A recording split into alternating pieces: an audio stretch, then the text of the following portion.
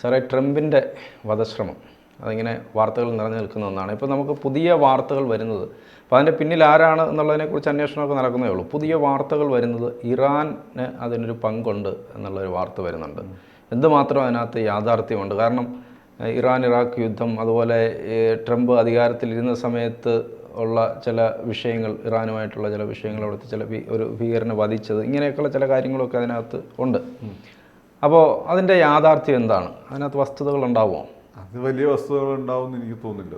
അത് അമേരിക്ക തന്നെയുള്ള ഒരു അൺട്രസ്റ്റിൻ്റെ ഭാഗമായിട്ടുള്ളതാണ്. ട്രംപിനെ അനുകൂലിക്കുന്നവരും ട്രംപ് അമേരിക്കനെ നശിപ്പിക്കും എന്ന് കരുതുന്ന ഒരുപാട് ആളുകളുണ്ട്. ഇൻ്റലക്ച്വൽസും വാൾസ്ട്രീറ്റിലെ പൈസക്കാരും, അങ്ങനെ ഒരുപാട് ആളുകൾ. കാരണം ഇയാൾ ബേസിക്കലി ഭ്രാന്തനാണ് എന്നാണ് നാട്ടുകാർ കരുതി വെച്ചിരിക്കുന്നത്. ഇയാളെ എക്സ്പ്രഷൻ തന്നെ നോക്കില്ല. പക്ഷെ ആളുകൾക്ക് ഭയങ്കര ഇഷ്ടമാണ്.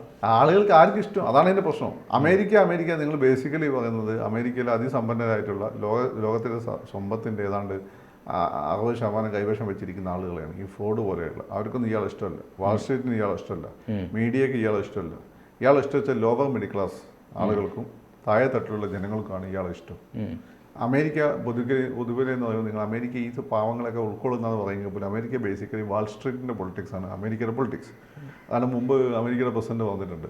ജനറൽ ഫോർഡാണെന്ന് തോന്നുന്നു, ജനറൽ മോട്ടോഴ്സിന് എന്താണോ ഗുണകരം അതാണ് അമേരിക്കയ്ക്ക് ഗുണകരം എന്ന് പറഞ്ഞിട്ടുണ്ട്. അപ്പോൾ അവരെ സംബന്ധിച്ചിടത്തോളം അവർ ട്രംപിനെ പോലെ ഒരാൾ പ്രധാന പ്രസിഡന്റായിട്ട് അവർക്ക് സങ്കല്പിക്കാൻ പോലും പറ്റില്ല. അന്ന് അബദ്ധത്തിലായിപ്പോയത്. അന്ന് തോൽക്കുമെന്ന് എല്ലാവരും വിചാരിച്ചു. അയാൾ ജയിച്ചതിന് ശേഷമാണ് ഇവർ പ്രശ്നം മനസ്സിലാക്കി. ജയിച്ചതിന് ശേഷം നമ്മൾ കാണുന്ന അതിശക്തമായ മൊബിലൈസേഷൻ ലോവർ ക്ലാസിൻ്റെ മൊബിലൈസേഷനാണ്. ഈ ലോവർ ക്ലാസിൻ്റെ മൊബിലൈസേഷൻ വന്നതോടുകൂടി അമേരിക്ക വോട്ട് ഷെയർ കൂടി. രണ്ടാമത്തെ മാത്രം ഇയാൾ ജയിച്ചില്ലെങ്കിൽ വൈറ്റ് ഹൗസ് തന്നെ കൈയേറുന്ന അവസ്ഥയിലേക്ക് കാര്യങ്ങൾ പോയി. ഇത് അമേരിക്കയിൽ ഇന്ത്യയെ പോലും നമുക്ക് കാണാൻ പറ്റാതെ നരേന്ദ്രമോദി തോറ്റു കഴിഞ്ഞാൽ പാർലമെൻറ്റ് കൈയേറും. അവിടെ നിന്ന് നമ്മൾ കണ്ടു. നിങ്ങളവിടെ കൊല്ലത്ത് തന്നെ ഒരുത്തനാണല്ലോ അതിന് നേതൃത്വം നൽകിയ ഒരാൾ. ഇതാണ് സ്ഥിതി. പിന്നെ ഒരു ഇസ്ലാമിക വിരുദ്ധരായിട്ടുള്ള ആളുകൾ, അവർക്ക് ജൂതന്മാരുടെ സപ്പോർട്ടൊന്നും ഇല്ല. ഇസ്രായേലിന് അങ്ങനെ ബ്ലാങ്കറ്റ് സപ്പോർട്ടൊന്നും ഇല്ല. പക്ഷേ ഇസ്ലാമിക വിരുദ്ധരായിട്ടുള്ള ആളുകളുടെ സപ്പോർട്ട്, അവരുടെ സപ്പോർട്ട് വലിയ ഇന്ത്യക്കാരും ഉണ്ട്. അതിലിപ്പോൾ ഈ പ്രൊട്ടസ്റ്റൻ്റ് ക്രിസ്ത്യൻസിനെ സംബന്ധിച്ചിടത്തോളം ഇസ്രായേലിൽ ജൂതരാജ്യം പൂർണ്ണമായും സമുദ്രം തൊട്ട് നദി വരെ സ്ഥാപിക്കപ്പെടണം. അങ്ങനെ സാധിക്കപ്പെട്ട് കഴിഞ്ഞാൽ എന്ത് ചെയ്യും? പിന്നെ ഒരു ശക്തമായ യുദ്ധം വരും. ആ യുദ്ധത്തിൻ്റെ അവസാനം ആര് വരും? പിന്നെ ഇസ്രായേലികൾ ജീസസിനെ അവരുടെ രാജാവായി അംഗീകരിക്കും, ഒരേ രാജാവായിട്ട് അംഗീകരിക്കും. അതോടുകൂടിയിട്ട് എന്തുണ്ടാവും? ലോകത്ത് ഈ പറയുന്ന യഹോവയുടെ ഭരണം നിലവിൽ വരും എന്നാണ് അവരുടെ വിശ്വാസം. അപ്പോൾ അവരെ സംബന്ധിച്ചിടത്തോളം അവരും ഇതിനെ സപ്പോർട്ട് ചെയ്യുന്നുണ്ട്. പക്ഷെ ഇതൊന്നും അല്ലാത്ത അമേരിക്കയിലെ കാര്യങ്ങൾ തീരുമാനിക്കുന്ന ആളുകളുണ്ട്, അവർ സപ്പോർട്ട് ചെയ്യുന്നില്ല എന്നുള്ളതാണ്. ഈ പറയുന്ന പോപ്പുലർ സപ്പോർട്ടുണ്ട്. പക്ഷേ നമ്മളിതൊക്കെ എന്തൊക്കെ പറയുന്നെങ്കിലും ജയസാധ്യത ഇപ്പോൾ ട്രംപ് എന്തായാലും ഉറപ്പിച്ചു. കാരണം അവിടെ തന്നെയാണ് നോക്കുന്നത്.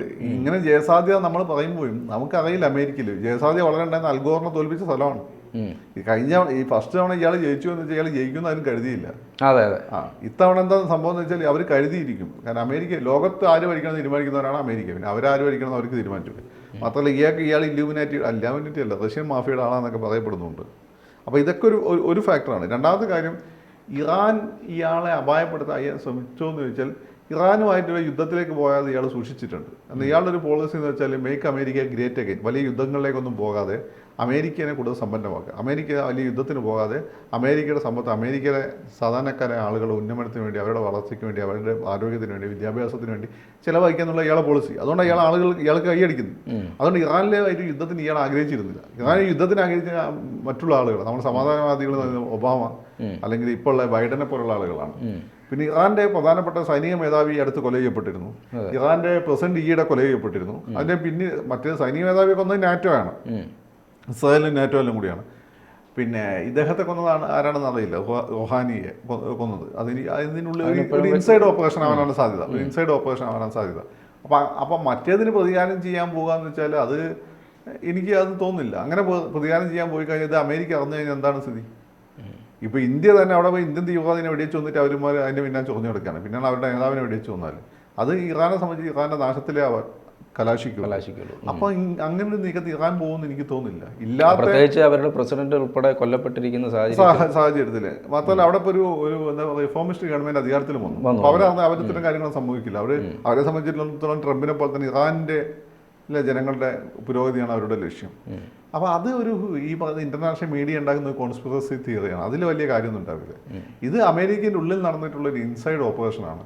അത്ര ഓപ്പറേഷൻ ഇനിയും അവിടെ പ്രതീക്ഷിക്കാം.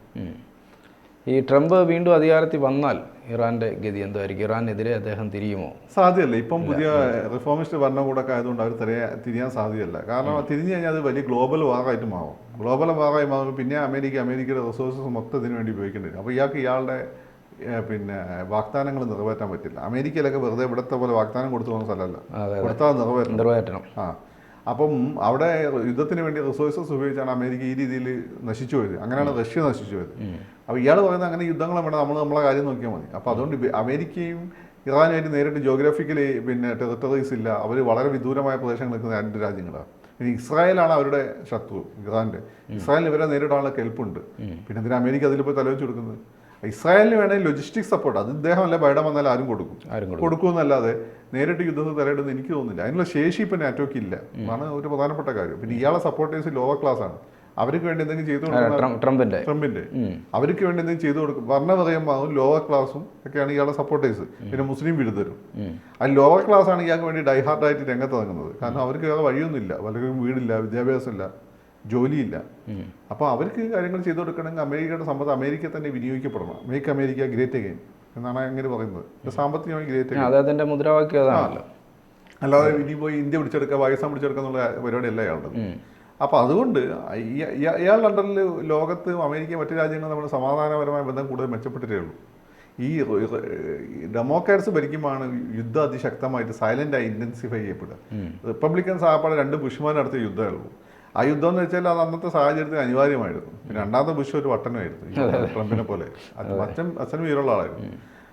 ജൂനിയർ ഒരു വട്ടനായിരുന്നു. അപ്പോൾ അയാളാണ് ഈ യുദ്ധം നടത്തിയത്. അതിന്റെ രണ്ടാമത് ജയിച്ചപ്പോഴും അയാളെ ജയിപ്പിക്കേണ്ടിയിരുന്നില്ല എന്ന് ആദ്യം വിജയിച്ചെന്ന് വെച്ചാൽ അൽഗോറിന്റെ വോട്ട് ഇയാളെ അനിയൻ ജെഫ് ബുഷ് എനിക്കൊന്നും ഫ്ലോറിഡയിലെ ഗവർണറായിരുന്നു. ഇലക്ട്രോണിക് വോട്ട് കൂടുതലാണ്. അത് ഇയാൾ എന്ത് ചെയ്ത് കൃത്രിമം നടത്തി, അങ്ങനെ ജയിപ്പിച്ചത്. അപ്പൊ അത് കേസ് പോയി അമേരിക്കൻ ജനാധിപത്യത്തിന് ദോഷം ചെയ്യുന്നു ഒന്നിപ്പോൾ കോടതി വന്ന് ഇവിടെ വന്നിരുന്നു. അങ്ങനെ തീരുമാനിച്ചു. അൽഗോർ ജയിച്ചതാണ്. അയാൾ സിമെന്റ് ചെയ്യാൻ വേണ്ടിയിട്ടാണ് ഇറാഖിൽ യുദ്ധം തുടങ്ങി വെച്ചത്. അതില്ലാത്ത എന്താണ് വെപ്പൺസ് ഓഫ് മാസ് ഡിസ്ട്രക്ഷൻ, വലിയ രീതിയിൽ ആളുകളെ കൊല്ലാൻ ശേഷിയുള്ള ആയുധങ്ങൾ, രാസായുധം ഉൾപ്പെടെ ഉണ്ട് എന്ന് പറഞ്ഞുകൊണ്ടാണ്. പിന്നെ അവര് അറ്റോമിക് ബോംബുകൾ ഉണ്ടാക്കാൻ ശ്രമിക്കുന്നു. ഇങ്ങനെ അതിനെ തെളിയുകയും ചെയ്തു.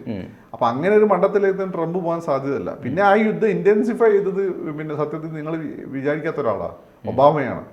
ഒബാമയും ക്ലിന്റനുമാണ് ഈ 2 അച്ഛനും മോനും കൂടി തുടങ്ങി വെച്ച യുദ്ധത്തിൽ ഏറ്റവും കൂടുതൽ ആളുകളെ കൊന്നത്. പക്ഷെ കൊന്നത് നമ്മൾ അറിഞ്ഞിട്ടില്ല. ഒരാൾ സുന്ദരനായിരുന്നു, ഒരാൾ ബ്ലാക്ക് ആയതുകൊണ്ട് നമുക്ക് ഇഷ്ടമായിരുന്നു. നോബൽ പ്രൈസ് ലഭിച്ച ഒബാമയ്ക്കല്ലേ? അല്ല, ഒബാമയ്ക്ക് കിട്ടും. പക്ഷേ നിങ്ങൾ കണക്കെടുത്ത് നോക്ക്, ഈ അമേരിക്കൻ ലോകത്തിൽ യുദ്ധത്തിൽ ഏറ്റവും കൂടുതൽ ആളുകളെ കൊന്നത്, ഏറ്റവും കൂടുതൽ ഡ്രോൺ അറ്റാക്കിൽ ആളുകളെ കൊന്നത് ഒബാമയുടെ സമയത്താണ്. ഒബാമയ്ക്ക് അങ്ങനെ അല്ല, ഈ ഒബാമയുടെ കാലത്ത് എന്ന് പറഞ്ഞാൽ ആ സമയത്ത് സംഘർഷഭരിതമായിരുന്നല്ലോ. അമേരിക്കക്കെതിരെ ഏത് നിമിഷം അറ്റാക്ക് ഉണ്ടാകുന്ന ബിൻ ലാദൻ ഉൾപ്പെടെയുള്ള ഭീഷണി നിലനിൽക്കുന്നുണ്ട്. ആ പാടൊരു ബില്ല അത് ഈ പറയുന്നതിന് ആ അറ്റാക്ക് തന്നെ ഉണ്ടായിക്കോട്ടെ എന്ന് അമേരിക്കൻ ഇൻസൈഡ് ആരെങ്കിലും വിചാരിച്ചാണെന്നൊക്കെ നമുക്ക് സംശയിക്കാൻ കാരണമുണ്ട്. നടത്തിയവരായിരിക്കും. പക്ഷെ ഇപ്പോൾ ഇത്തവണ ഇസ്രായേലിൽ ഹമാസ് നടത്തിയ അക്രമമല്ലേ, അത് നടന്നോട്ടെ എന്ന് നെതന്യാഹു വിചാരിച്ചതല്ലേ. അതുപോലെ ഒരു പാരനോയിയെ സൃഷ്ടിക്കാൻ വേണ്ടിയിട്ട് അമേരിക്കക്കാരുടെ ഇടയിൽ വിദേശികളെ സംബന്ധിച്ചിടത്തോളം, മുസ്ലിം ലോകത്തെ സംബന്ധിച്ച് പാരനോയെ സൃഷ്ടിക്കാൻ വേണ്ടി വേറെ ആരെയും ചെയ്താണെങ്കിലും അതിൻ്റെ പുറത്ത് അവർക്ക് എന്തൊക്കെ ഗുണമുണ്ടായി. അഫ്ഗാനിസ്ഥാനിന് അക്രമം നടത്തി പിടിച്ചെടുത്തു, ഇറാഖ് പിടിച്ചെടുത്തു. അതിലെന്തൊക്കെ ലാഭമുണ്ടായി, ഏതൊക്കെ മിനറൽസും എന്തൊക്കെയാണ് അവർ മോഷ്ടിച്ചിട്ടുണ്ടെന്ന് ആർക്കും അറിയില്ല. അങ്ങനെ എന്തോ ടാർഗറ്റ് വെച്ചുകൊണ്ടാണ് അവിടെ യുദ്ധം തുടങ്ങി വെച്ചത് തന്നെ. അതിനൊരു ശക്തമായ കാരണത്തിന് വേണ്ടി അനുവദിച്ചു കൊടുത്താണെങ്കിലും അതോടുകൂടി ഒബാമയ്ക്കും ഫേമസ് ആകാൻ ഇവർക്ക് ഇവരെ കാര്യവും നടക്കും. നമ്മളീ കാണുന്ന ഒന്നുമല്ല ഇന്റർനാഷണൽ പൊളിറ്റിക്സ്. നമുക്ക് കിട്ടുന്നത് എന്താ? അതാത് രാജ്യത്തെ ഒഫീഷ്യൽ ഏജൻസികൾ നൽകുന്ന റിപ്പോർട്ടുകളാണ്. ഈ ഒഫീഷ്യൽ ഏജൻസി നൽകുന്ന റിപ്പോർട്ട് നമ്മളെ പത്രങ്ങൾ വെള്ളം തൊടാതെ വീണു. അങ്ങനെ ചില കാര്യങ്ങളെ പറ്റി ഇപ്പം നമ്മുടെ ധനുഷും ശ്യാമും കൂടി സംസാരിക്കാറുണ്ട്. അതും കൂടി കണക്ട് ചെയ്ത് നിങ്ങൾ വായിച്ചാൽ മതി. നമ്മളത് സത്യമെന്ന് വിചാരിക്കും. ഇതൊന്നും അല്ല സത്യം. ഇതിൻ്റെ ഇടയിൽ ഒരുപാട് മറ്റ് അജണ്ടകളുണ്ട്. ആ അജണ്ടകൾ ഇപ്പം താലിബാനെ തിരിച്ചേൽപ്പിച്ചിട്ട് അവർക്ക് വ്യോമസേന ഉണ്ടായിരുന്നില്ല മുമ്പ്. ഇപ്പോൾ ഒരു വ്യോമസേനയും കൂടി ഉണ്ടായിക്കൊടുത്ത് അമേരിക്ക പുറത്തു പോയത്. അങ്ങനെ ജനാധിപത്യം സ്ഥാപിക്കാനാണെങ്കിൽ താലിബാൻ്റെ ഈ വ്യോമസേന ഉണ്ടാക്കി കൊടുത്തിട്ട് പോകുമോ? അവരെ മെച്ചപ്പെടുത്ത അന്തരീക്ഷത്തിൽ ആക്കിയിട്ട് പോകുമോ? ഇല്ല. അപ്പോൾ അതിൻ്റെ ഉദ്ദേശം മറ്റൊന്നായിരുന്നു. അവിടെ വലിയ രീതിയിൽ എന്തോ മിനറൽസ് ഉണ്ടായിരുന്നു റയറായിട്ടുള്ള. അത് മൊത്തം അടിച്ചു മാറ്റാൻ വേണ്ടിയിട്ടാണ്. അടിച്ചു മാറ്റിയിട്ടുണ്ടോ? നിങ്ങളെ കരുതുന്നതൊന്നുമല്ല ഇന്റർനാഷണൽ പൊളിറ്റിക്സ്. കൂടുതൽ വാർത്തകളും വിശേഷങ്ങളും നിങ്ങളിലേക്ക് എത്താൻ ABC മലയാളം സബ്സ്ക്രൈബ് ചെയ്യുക, ബെൽ ബട്ടണും അമർത്തുക.